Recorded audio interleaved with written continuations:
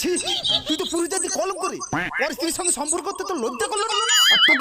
আর ওর স্ত্রীকে তো সামলাতে পারি না। স্যার আমি জানি আমার স্ত্রীর চরিত্র খারাপ, কিন্তু স্যার আমার একটা সন্দেহ হচ্ছে।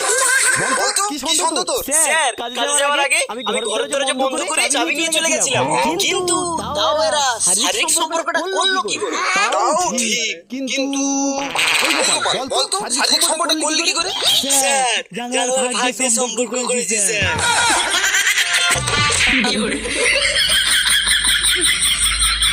স্যার ও স্যার